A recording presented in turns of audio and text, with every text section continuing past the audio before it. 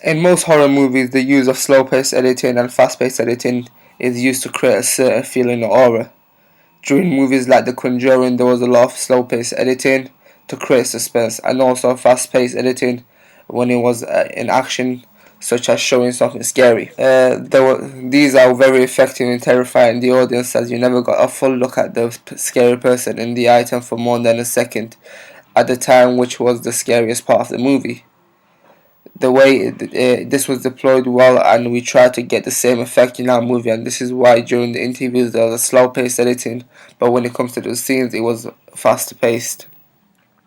The use of flashbacks is very effective in horror movies, as this gives you an idea of what happened prior to why something is happening now, and we took advantage of this by using it to full effect in our movie by having flashbacks.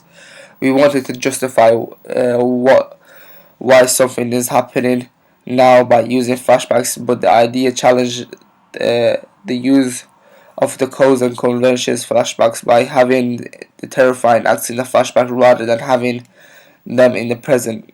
I think this is why our movie is different to many other horror movies and somewhat original, because they usually use the present to show the acts of horror. We use jump cuts to give a movie a different look compared to other movies that follow the same codes and conventions. During the last few years, horror movies use jump cuts to help the movie become more terrifying and make it seem more fluent by making you notice the movie is running at a different pace. As we use the jump cuts during the flashbacks in our movie, it signifies the flashbacks being somewhat of a blur and less clear, as it is not remembered clearly. This is why there are bits missing and the actions are cut to other actions, so it makes it seem like a distant memory. With the camera movement, we try to create a feeling that told our audience that the character is in control of the movement of the character of the camera.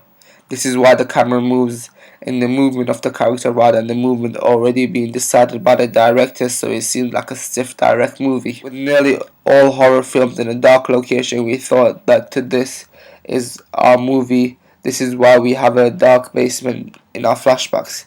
This creates a feeling of unease that is not usually a place where you can identify to be a good place to stay. This allowed us to develop on the codes and conventions of horror movies.